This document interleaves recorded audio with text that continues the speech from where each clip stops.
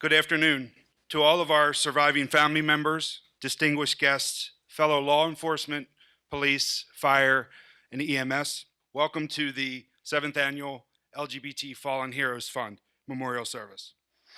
At this time, can I ask you to stand for the presentation of colors and the singing of our national anthem by Washington Metropolitan Area Transit Authority Officer Rob Apgar. Stand by. Color. Cut and shoot. Color. Right shoulder. Hold. Ready. Cut. Color. Forward. Pop.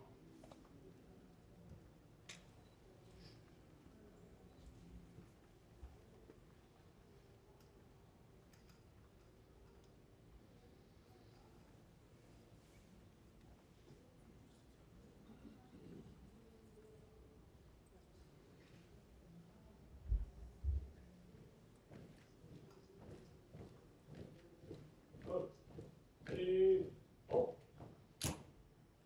Out. Breathe in. Hold.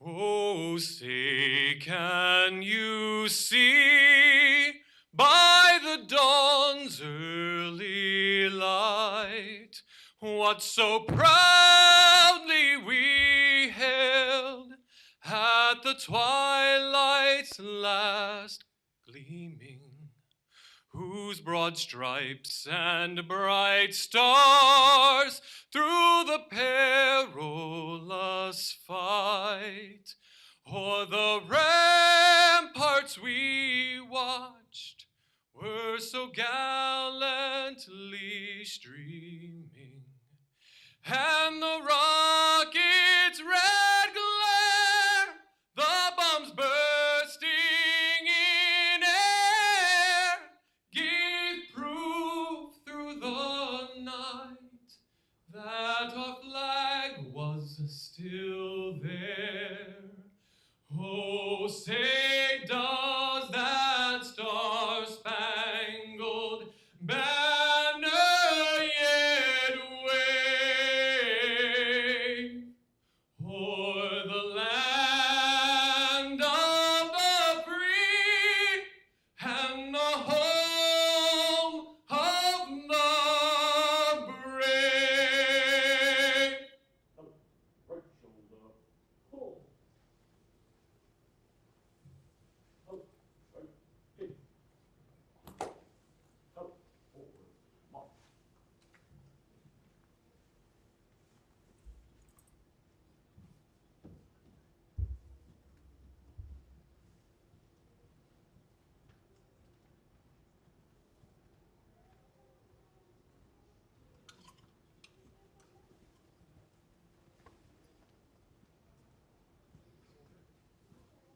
Please be seated.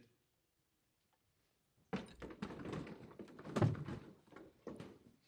would like to invite Reverend Stephen Scott up for the opening prayer. Reverend Scott is a priest of the Old Catholic Diocese of the Chesapeake Bay. Reverend Scott was ordained in 2017 and holds a degree from Washington Theological Union and Catholic University of America. He worked with Catholic missionaries on matters of spirituality and social justice. Along with his pastoral responsibilities, he's working on a project surrounding queer life and Salesian spirituality.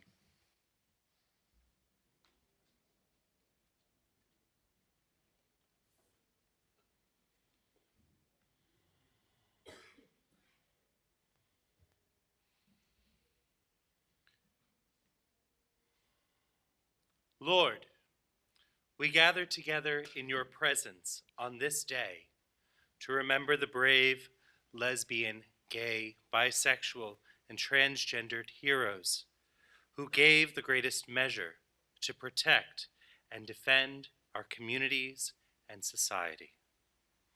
We honor their memory and ask you to bless their loved ones and all of us gathered here who give witness to their service.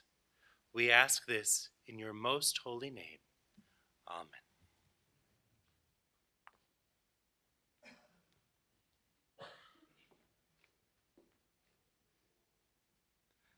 Thank you, Reverend Scott. My name is Scott Gunn, and along with my husband, Nicholas, we co-founded the LGBT Fallen Heroes Fund. The fund was created to honor our LGBT police, fire, EMS, and military members that are no longer with us and recognize their surviving family members properly. This all started 14 years ago. Members of the LGBT community started coming together for National Police Week to support one another and to discuss the many issues we had in the police world. We met LGBT officers that were suicidal because they felt they were the only one. We've met officers who've lost significant others who were police officers but in the closet, so they were left to grieve alone. National Police Week became the perfect time to come together. Not only could we meet as a group, we could honor those officers being remembered each year. For me, this time is something special that I cherish every year. Those early years continued to allow LGBT police from around the world to come together to experience National Police Week and be there for each other. 2010 changed that. I met a man named Kelly Glossop. He was at Police Week that year because his partner of over 13 years, Missouri State Trooper Dennis Engelhart, was killed Christmas Day 2009 in the line of duty. Listening to Kelly tell his story made us realize that those LGBT heroes that we had lost had surviving significant others that were not being treated the same way as they would have been if they were heterosexual. They were left out, being ignored. Kelly was not recognized as Dennis's partner. He did not receive any benefits. He lost his home, his vehicles, and his will to live. We honored both Kelly and Dennis 2 years ago at this memorial service. Unfortunately, the loss of Dennis was too much for Kelly to handle. His body started shutting down, and he became very ill. He stayed sick for several years, so we were unable to bring him to this memorial service for him to be honored properly. Unfortunately, Kelly passed away November 16th, 2015. Even though we were never able to bring Kelly to that memorial service, we did not stop. We started the exhaustive process of finding other LGBT officers that had lost their lives in the line of duty. The first officer we found was Amanda Hallworth from the Miami-Dade Police Department, who lost her life while executing a felony search warrant in January of 2011. She was the first officer we honored. We saw how much that memorial service meant to her surviving family members and to the LGBT police community in general. We recognized those individuals that were not recognized in the formal memorial service. In 2013, we found Master Corporal Sandy Rogers. Sandy was a 28-year veteran police officer from Aiken, South Carolina. She was gunned down responding to a check vehicle complaint. She was with her partner Sandy for over 23 years, or partner Francis for over 23 years. Francis was also police. At the official memorial service in South Carolina, where Sandy was honored, Francis was asked to step aside because they did not consider her immediate family.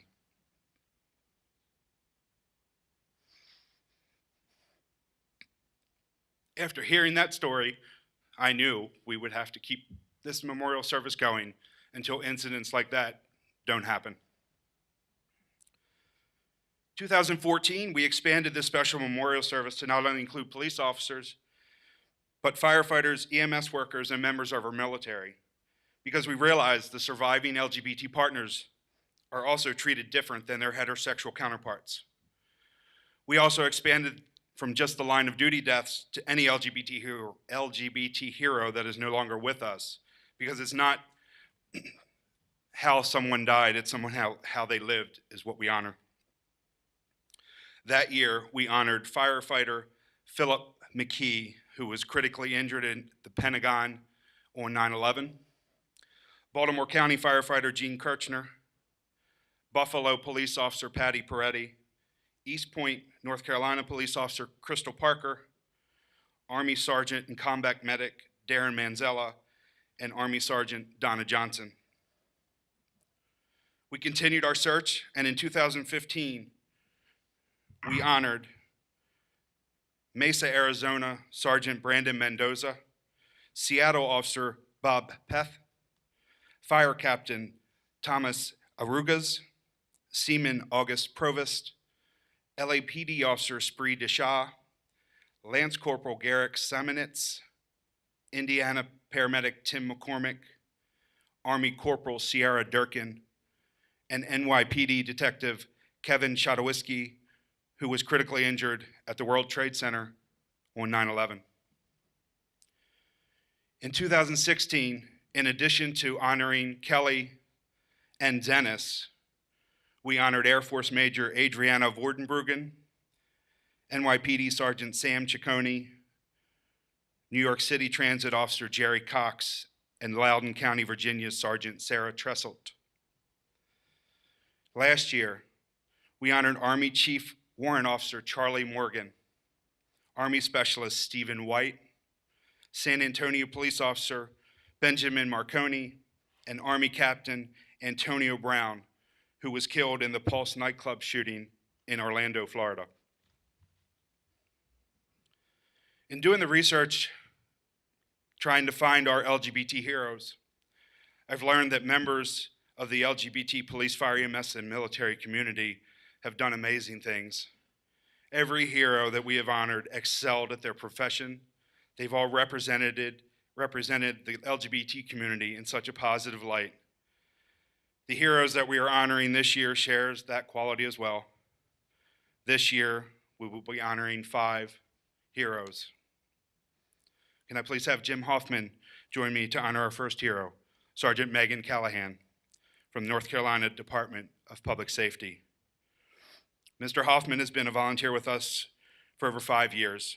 Jim's desire to honor his family and many friends who serve our nation as military members or first responders, his spiritual faith and faith in the mission of our organization is what drew him to volunteer.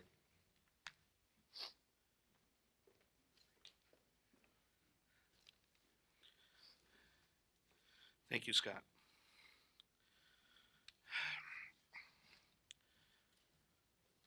Megan Lee Callahan, 29, a sergeant with the North Carolina Department of Public Safety, Division of Prisons, was killed in the line of duty on Wednesday, April 26, 2017, at the Bertie Correctional Institution of Windsor, North Carolina.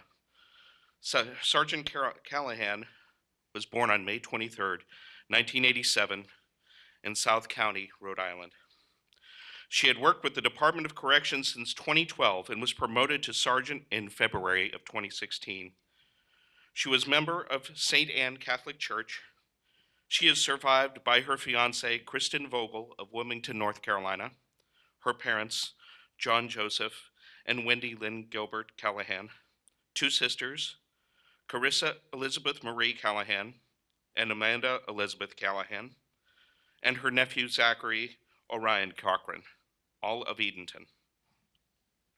Also surviving her maternal grandmother, Nancy J. Hanneran of Worcester, Massachusetts, paternal grandparents, Elizabeth J. Callahan and Thomas Jacobson of Cape May Courthouse, New Jersey, and many aunts and uncles and extended family who loved her dearly. Megan's mom shared this with us about Megan. She had a flair for storytelling, very descriptive and very funny. We all know people who work in law enforcement have the best stories, and she was no exception. She would retell the day's events and have us all laughing so hard. Megan was a person who believed in social justice and in being fair in her daily life to everyone. She was a quick thinker, saw certain situations, and acted accordingly. Megan was one of those people who walked in a room and the atmosphere changed. And when she left, you missed her presence. Megan loved information, facts, news, music of all kind, arts, and sports. but mostly she loved her family, her fiance Kristen, and her friends. She was devoted to her family, especially her nephew, to Kristen, to her friends, and their children. In the last 4 months of her life, she was working a lot of overtime, but she still managed her time so she could spend it with her family, Kristen, who lived 4 hours away, and her friends. She would have slept and worked, but she knew the importance of all of them in her life, and she showed her love right up to the end. We have Megan's mom, Wendy, dad, Joe, and nephew, Zachary, joining us today.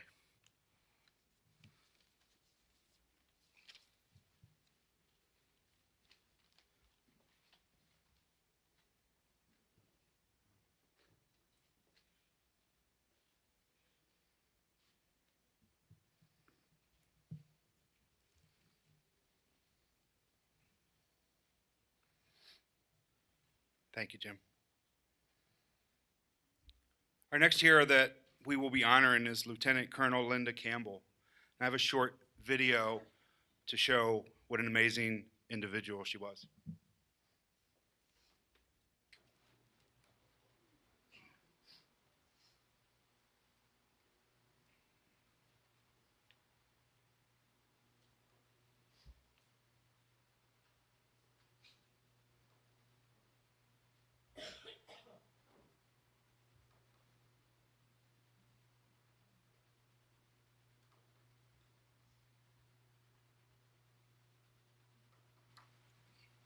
In support of overturning Proposition 8. This is an amazing day. You are an amazing sight. My name is Linda Campbell. I'm a military veteran of 25 years.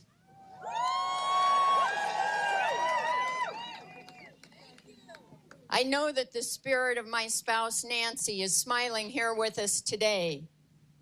Nancy and I were together for 17 years, domestically partnered twice, tried to marry 3 times, once in San Francisco, once in Portland, Oregon, once right here in Washington, D.C. We finally were able to marry in Canada.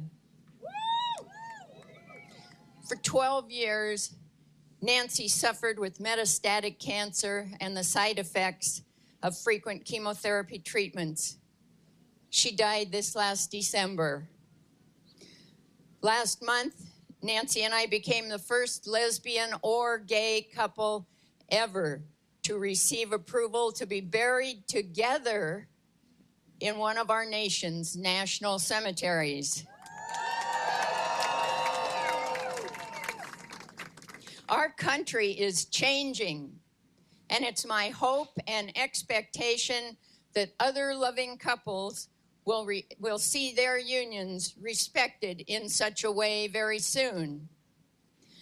I recall during the last few months of Nancy's life, when she was on oxygen, she could move only with great difficulty between the bed and the couch. And she said to me, Linda, some people would look at me and they would say, why do you continue this struggle? You have no quality of life. She said, when I was younger, I might have said the same thing, seeing somebody like me. But when your circumstances change, your perspective changes too. She said, my quality of life is looking at you. My quality of life is sharing our memories together. It's living in the home that we created together. That's my quality of life, and that's worth fighting for.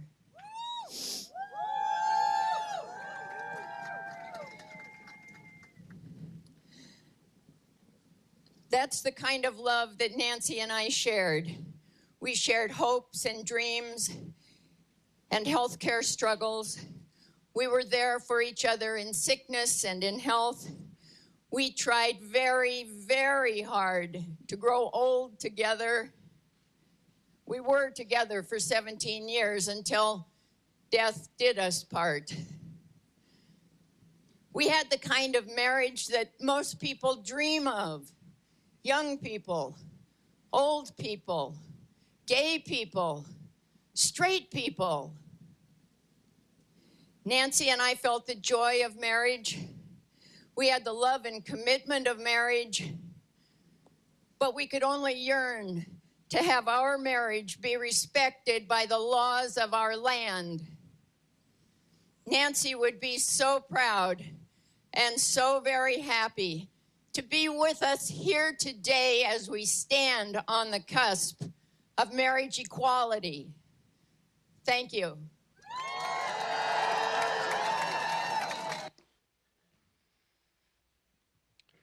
May I have Major General Tammy Smith join me on stage? Tammy first joined us and spoke at our very first memorial service when we were at DuPont Circle. She was Brigadier General at that time. On July 13th, 2016, she was promoted to Major General. She's just returned to the Washington, D.C. area and is serving as Deputy G1 for the Office of the Deputy Chief of Staff of Personnel. She has been an inspirational leader for the LGBT community, and I'm proud to call her my friend. She was friends with Linda.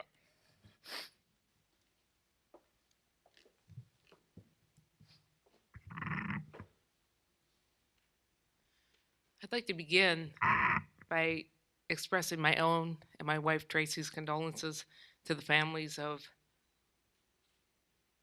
Detective Ardrini, Sergeant Callahan, Major Daly, and Officer Reinhardt.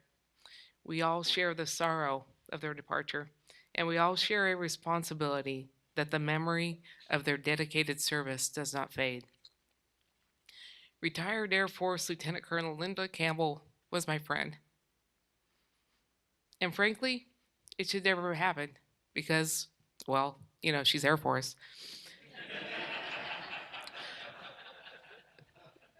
But also because the time and place of our service simply never crossed. And like Linda, I'm an Oregonian. And the universe brought her story to my attention through the media. And I followed through the media her quest to have her wife Nancy buried in Willamette National Cemetery, seeking that exception from then Secretary Shinseki to essentially recognize their marriage and Nancy's status as the legal wife of a retired Air Force Lieutenant Colonel. We have to remember that in 2002, and the time this was occurring, that there was not marriage equality. We were not recognized.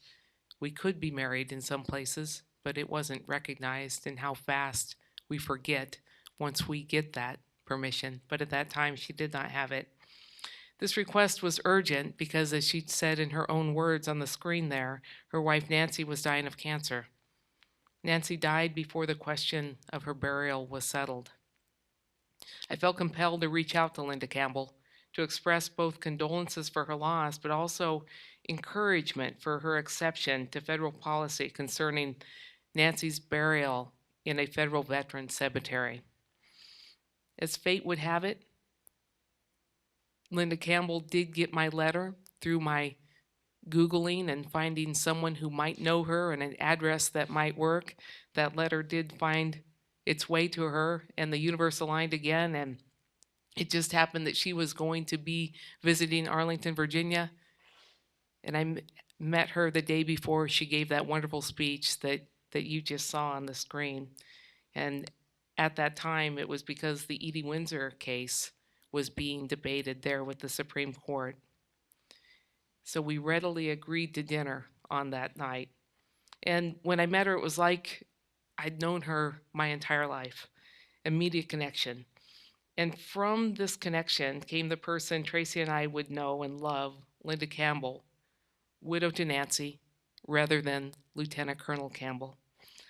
Linda held closely to Nancy's strength. Her persistence resulted in that exception for Nancy's burial at the cemetery.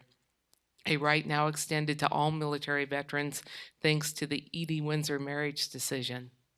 They pushed it a little bit more in their decision to have on their military headstone, most families put perhaps a religious symbol on there, a cross, or perhaps a Star of David, and they wanted something that represented their life and love, and they pushed a little bit more even after this exception and got another one granted, and the marker that is on Nancy's gravesite, and now Linda's gravesite, is that of a dancing crane. She lived the part of her life as a widow with a purpose to honor Nancy's memory by holding Nancy's strength in her own heart. Family members here today might struggle with the grief, the unexpected loss. How do you live as a widow or widower, or as a parent, or a nephew, as a partner, as a family member?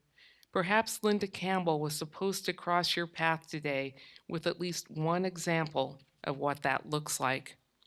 Linda sought from others the answer to how do you continue to reconcile the love in your heart with the absence of the one you love. She had the unique experience of meeting Edie Windsor on an Olivia cruise. They talked, they laughed, they cried about their loss, Edie also being a widow, and also their fight for recognition as an equal member of society.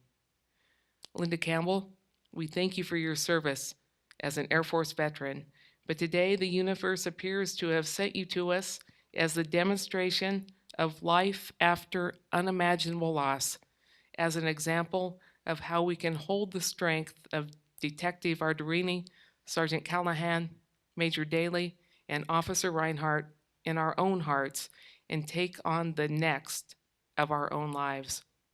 Linda, may you rest in peace and never fade from our memory.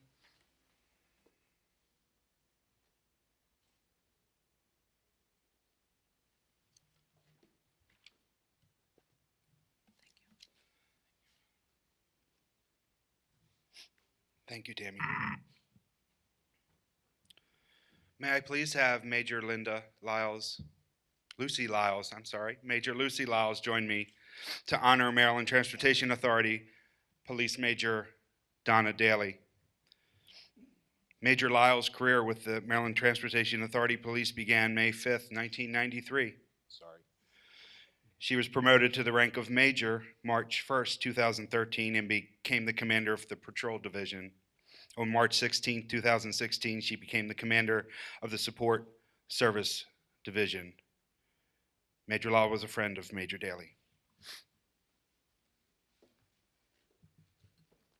Good afternoon. I tried to think of what to say today other than what I said at Major Daly's memorial service. But then after I thought about it, I said it was the most appropriate thing that I could have said about my major. So I'd like you to indulge me as I tell you about the law enforcement career of my friend and informal mentor, Donna Daly. I have entitled it, "What Do We Need to Achieve?" Because that was one of the first questions she asked me when we met. Donna Marie Daly was born on December the 29th, 1949, to Anna Marie Daly and Charles P. Daly.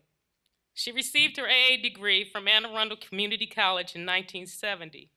4 years later, she started her law enforcement career as part of the Special Police at Friendship Airport under Baltimore City Police Department. The Maryland State Police was later contracted as law enforcement, and the airport was renamed the Baltimore-Washington International Airport. The airport police maintained their special police status, and Daly, as I always called her, advanced to the rank of corporal while working under MSP. On June 22, 1994, as part of transportation reorganization, the Maryland Transportation Authority Police officially took command of BWI. At that time, we met, and Daly was reappointed as sergeant and officially sworn in as part of the Maryland Transportation Authority Police Department. Donna Daly was conducting roll call and came off as gruff, determined, and intelligent as a police officer. I was determined never to get on her bad side. Yet a short time later, there I was, standing in front of her, being educated on my role as a police officer because I incorrectly used the call sign. Then, not even an hour later, she arrived on my post and told me to follow her down the pier. I thought it was a test, so I informed Sergeant Daly that every police officer at BWI knows you do not leave your post under any circumstance, especially with the key to the pier. But she just turned around and left, and for some inexplicable reason, I followed her. I found myself with 2 other officers down the pier with Major Daly, the keys in my pocket. What we did, removing an irate passenger from the plane, did not make news back then as it does now. But that is not important. What is important is what happened later. Still on probation, holding court documents containing a lawsuit, I sat in the women's locker room, trying to decide where and how I would get another job to pay the $4 million that I was being charged. Sergeant Daly entered the locker room and spotted me and told me that I should not worry, as all 4 of us were being sued, and everything would be okay. When we left the locker room, I felt better, until we encountered a corporal who told me that I was going to lose my job because I had left my post. Before I could respond, Sergeant Daly got in the corporal's face and told her in her gruff voice, in that no-nonsense way of hers, that she had ordered me off my post. Later, when we were leaving for the day, I thanked Sergeant Daly for taking the heat and explaining about the lawsuit to me. She responded, "Noodle, what do we need to achieve?" I dared not tell her that I did not understand. In August of 1995, Daly was promoted to the rank of lieutenant and remained at BWI until July 1998, when she was promoted to captain and assigned to the Northern Region Administration. As captain, she was transferred to headquarters. In January 2002, she served as commander of strategic planning and development, and then as the Southern Region Administrator. Donna Daly was promoted on July 9, 2003, as the first female major of the MDTA Police and assigned as commander of the Airport Seaport MVA Division. Major Daly also oversaw the Honor Guard unit as part of her duties, where she improved the conditions for members to include better equipment, increased member participation in statewide Honor Guard events, and the creation of an Honor Guard pin. She also somehow found time to successfully run for and become president of the Mid-Atlantic Association of Women in Law Enforcement. In 2009, Major Daly retired with 35 years of faithful, dedicated service to the citizens of Maryland. As if that were not enough, Major Daly returned to the MDTA Police as a civilian for approximately 2 years, where she was assigned in the detective unit as the Director of Property and Evidence. Major Daly remained in that position until finally retiring in 2012 with 37 years of faithful service. Our paths would cross several times during her illustrious career, and I came to know Daly as compassionate, thoughtful, funny, and supportive. Whether it was as part of Mali, the Honor Guard, or other instances where she was my supervisor or within my chain of command. Although I never found out why she called me Noodle, working with Daly, I finally understood what she meant by the question, what do we need to achieve? It had nothing to do with all the ranks she had attained, or even being the first female major for the agency. It had nothing to do with the fact that she became the informal mentor for men and women of all ranks. It had nothing to do with where we worked or the job we did. What it meant was that we needed to take the time to care about people more than the rank we hold. It meant taking up for your people while also holding them accountable. I finally understood. It meant caring about people, those we worked for, like the citizens of Maryland and the MDTA civilian family, as well as those we work with, supervisors in the rank and file. Donna Daly was able to succeed in having a career and a family when she passed away on September 26, 2017.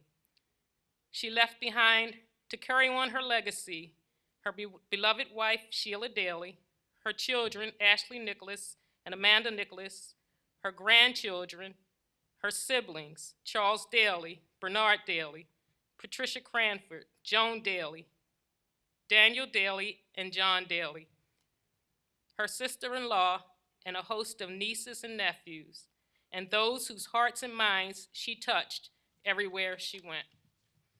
Joining us today is Donna's wife, Sheila, Sheila's sister, Sheila's daughter, Ashley, her fiance, and 2 grandchildren. Thank you.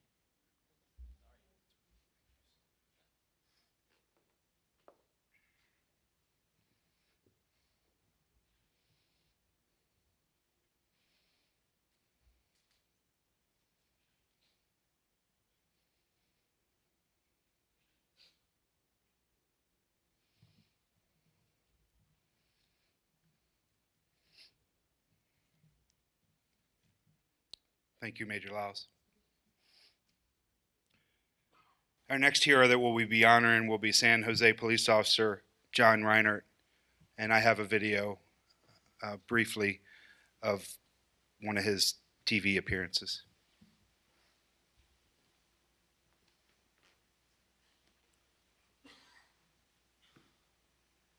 Also in the news tonight, San Jose's police chief doesn't want any secrets in his department, and he thinks it's time for his officers to speak up.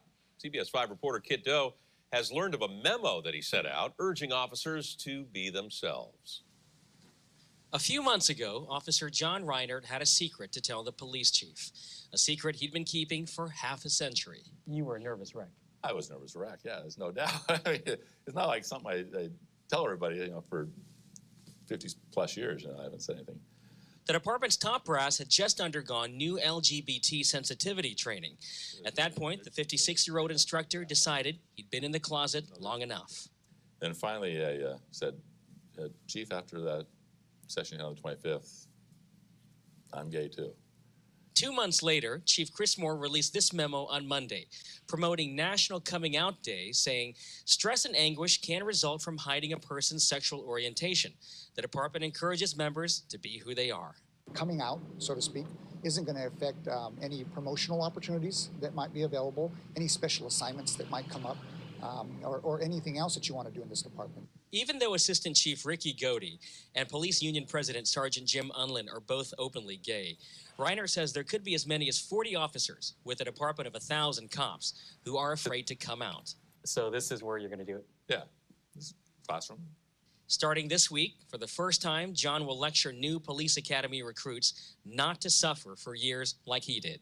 It's just so liberating that you don't have to worry about all the baggage you've been carrying around. And that when you're working, you can focus on your job, not trying to maintain a cover story,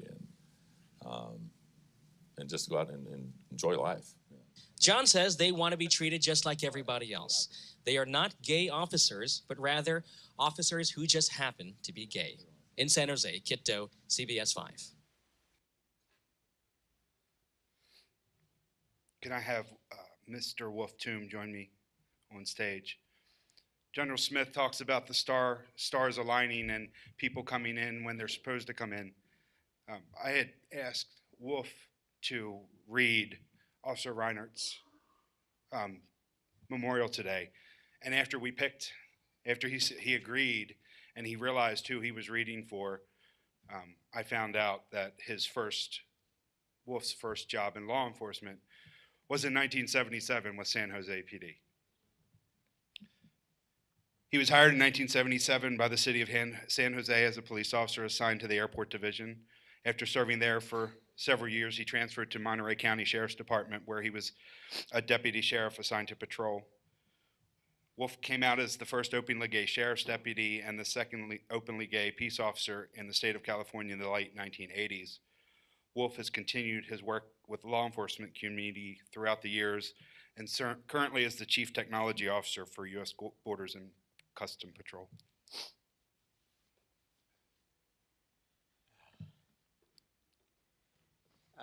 So first, I want to thank for everybody for being here. It is an honor, and I do get a little emotional because it's my first agency. So, John Reinhardt was a police officer with the San Jose Police Department. He lost his battle with cancer in January 2nd, 2018. John had been a member of the San Jose Police Department for 22 years. San Jose Police Department Chief Eddie Garcia sent a message to his officers the day after John passed away.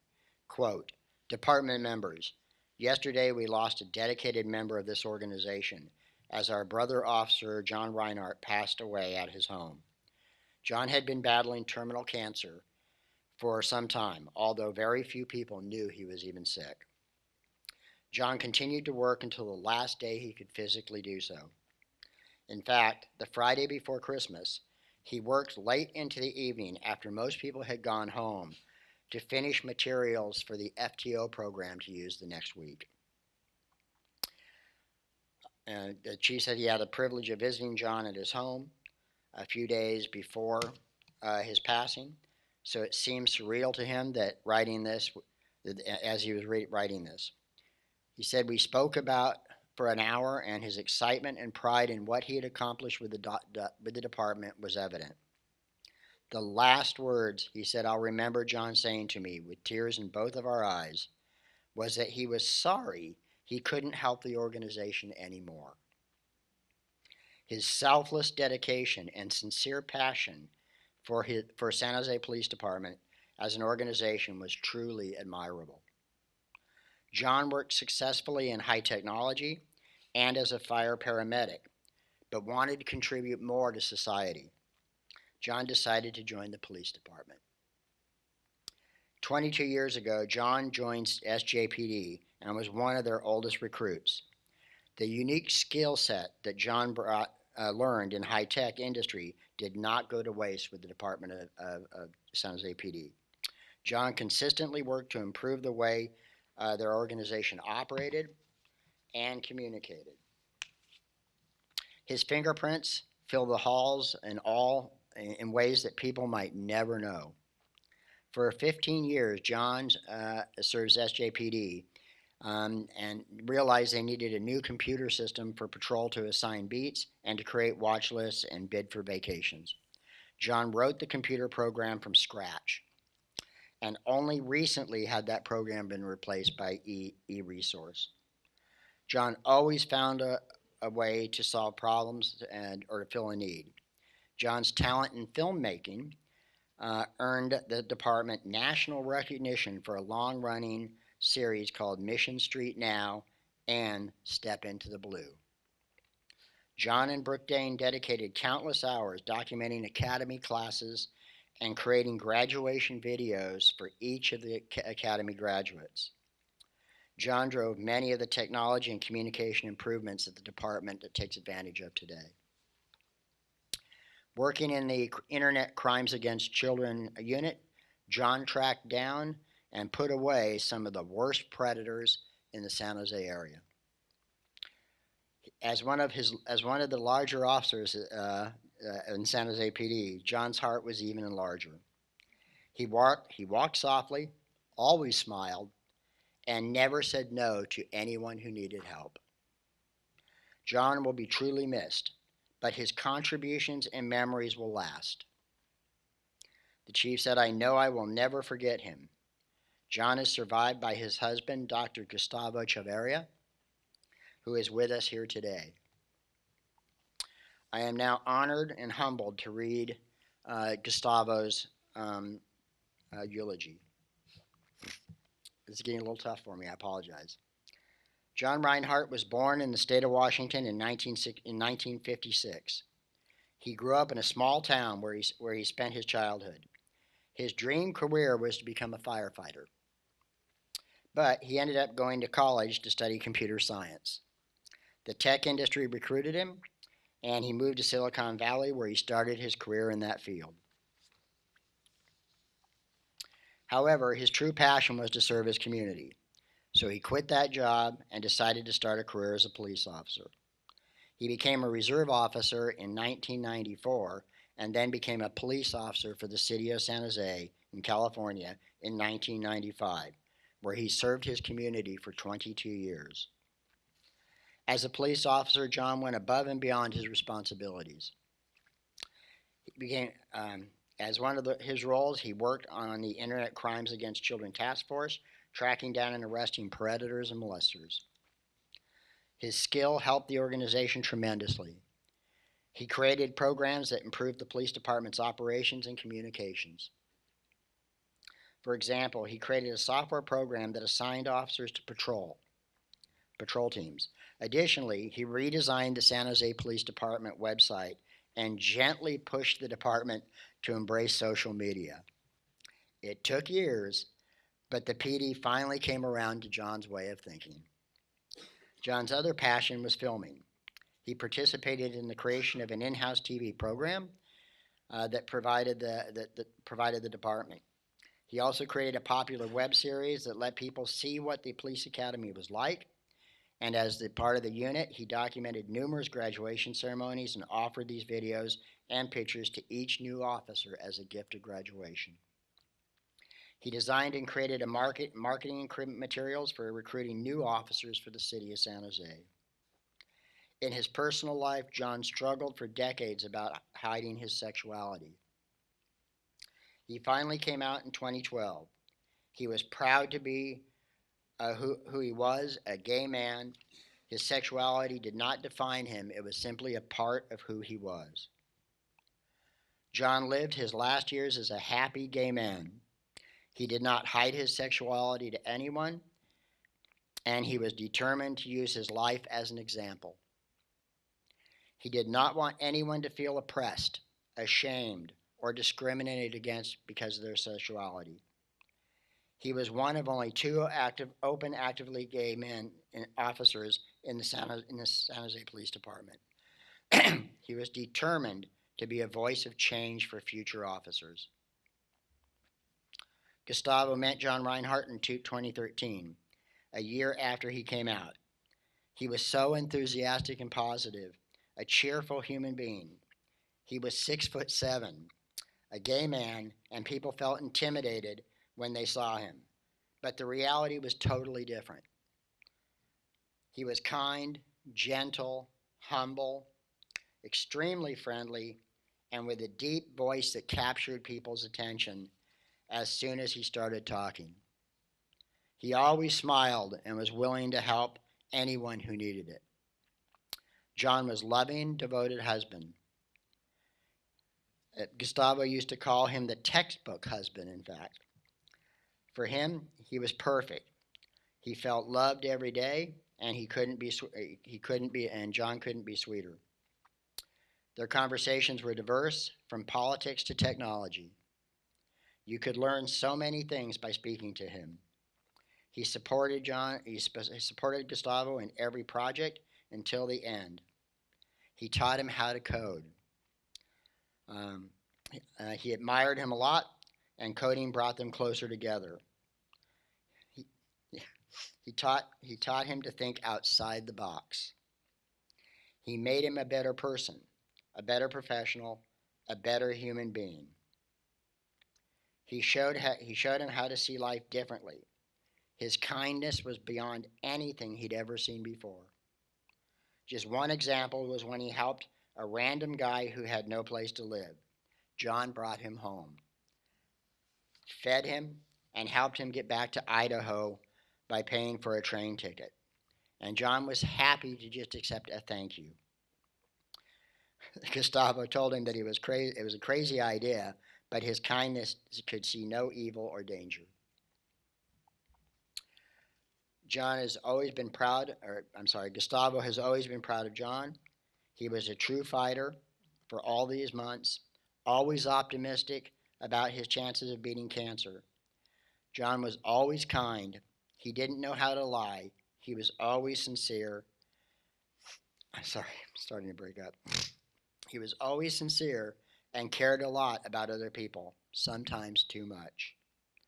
One of the last things Gustavo was told was, quote, "I hope you are happy with me as much as I was happy. And if you were 1/10 as happy as I was, then I would feel satisfied." John lost the battle with cancer 2.5 years later. He never gave up, cried, or complained about any of those nasty side effects due to chemotherapy. To the contrary, he embraced those obstacles. And as they tried to live their lives as normal as possible, he worked full time until the very end. Gustavo admired him so much for that, for keeping his job as a priority. One of the last things he told Gustavo while at the hospital was, "Find me a cure." Sadly, Gustavo could not help him. It broke his heart. On January 2nd, 2018, John Reinhardt died at home next to his husband in bed. Gustavo misses John every day. He misses his big smile, his amazing hugs, his deep voice, and he still waits to see him come home so he can go and watch a movie together on Sunday evenings. The house, his life are not the same and never will be. I want to thank Gustavo for asking me to read this. It has been an honor and my deep privilege to do so for you. Thank you.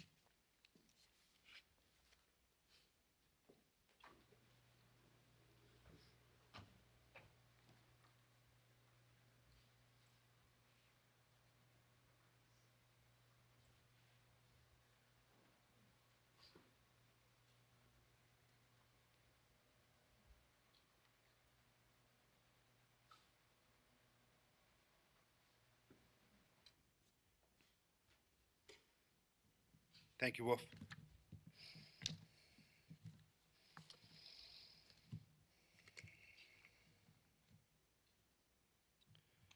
You heard me talk earlier about Kelly Glossop and Missouri State Trooper Dennis Engelhardt being the inspiration behind the LGBT Fallen Heroes Fund. They certainly were the reason. The one thing I have not spoken about too much was the actual reason that started me down this path many years ago. And I'm apologizing now.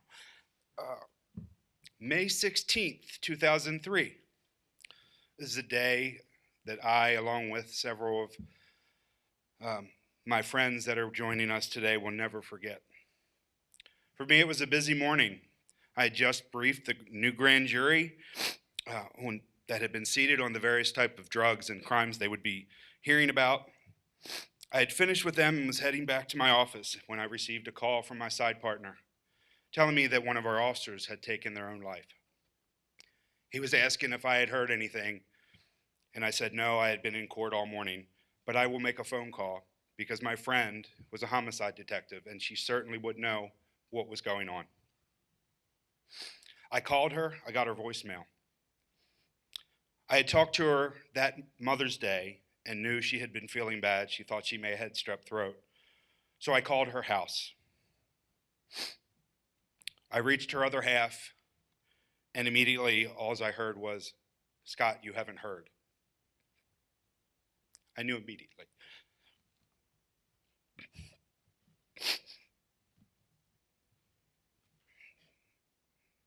What followed was a blur. Departments already struggled with police suicide and continue to do so today. But when you add the LGBT element into it, it was a mess. I struggled with that for a very long time with losing her. I suffered in silence because that's what we do. 8 months after her death, I saw a training session called the Traumas in Law Enforcement that was being offered by the Concerns of Police Survivors, or COPS as we know it. Part of their training that year was, and every year, is dealing with police suicide. During that police suicide training, I lost it. I had a mental break, which is probably what I needed. It allowed me to start grieving and try to move forward.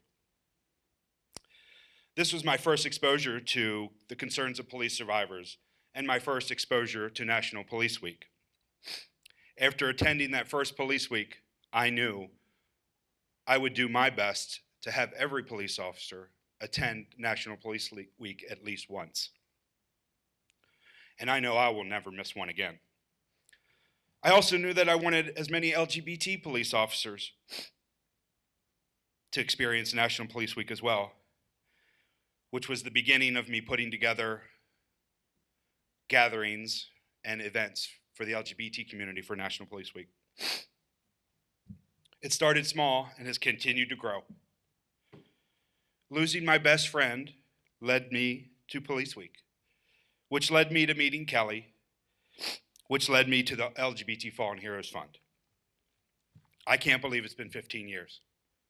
I think about her often and knew it was time to honor her.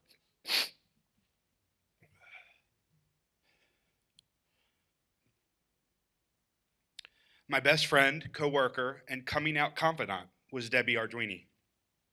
She was a detective for the Anne Arundel County Police Department in Maryland. She passed away May 16, 2003 at the age of 38. Deb was born April 1st, 1965 in Sharon, Pennsylvania. She did her undergraduate studies at Pennsylvania State University in Sharon and finished her associate's degree in criminology at the University of Maryland. She had worked for the department for 13 years. She worked property crimes, child abuse, and at the time was a homicide detective. And she previously worked at the National Security Agency as a security protective officer in Fort Meade. Deb made 2 trips to the World Trade Center after 9/11 to assist in the aftermath at Ground Zero. She used her own time in 1996 to attend and work as a security officer for the Olympic Games in Atlanta, Georgia. She received many service citations and awards for achievement, and right before she passed, received the Governor's Award for one of her investigations. She enjoyed boating, fishing, and riding her motorcycle. I met Deb right after she started working with our agency. We were both assigned to the Western District. We were not on the same shift, but we quickly became friends.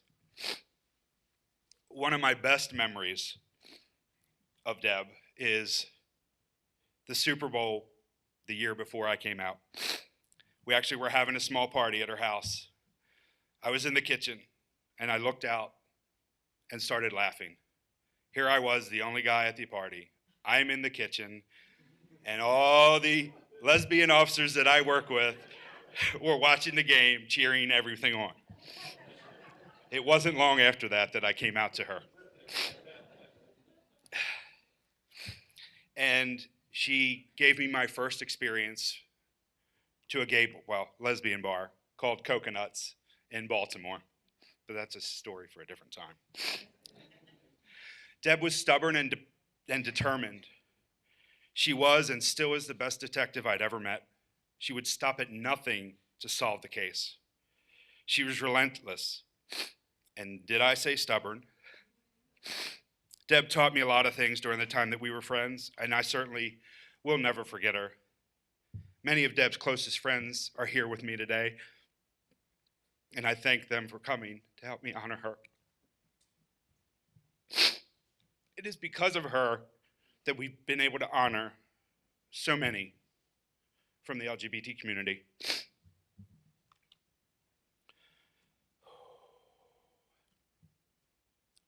Reverend Scott, could you please join me for the final blessing?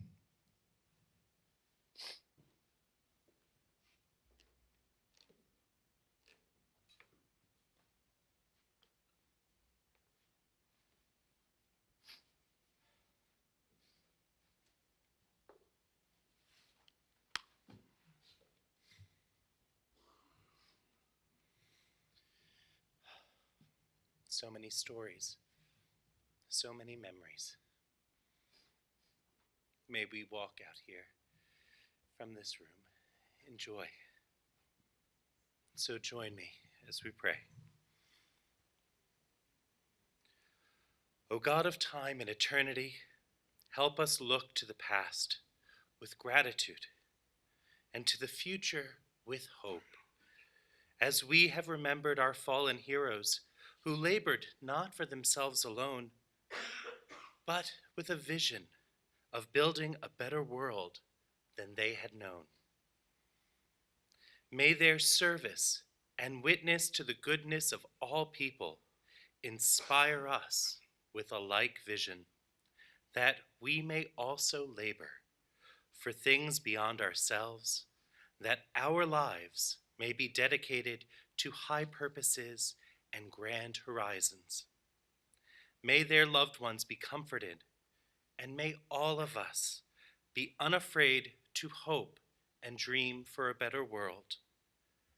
Release us from cynicism and despair, and help us to transcend our own limitations as we go forth to bring peace and justice to our communities and to the world. We ask this in your most holy name, O Lord. Amen.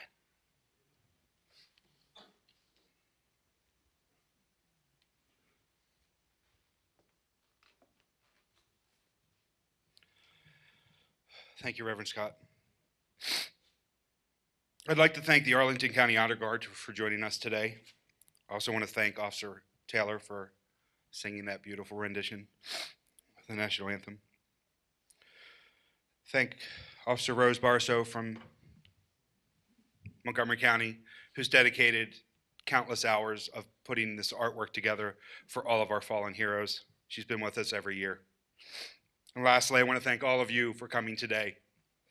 We will continue this memorial service until all of our heroes and surviving significant others are treated exactly the same as everyone else.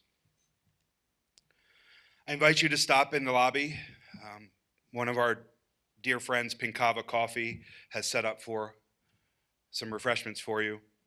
And if you have time, please walk through this memorial.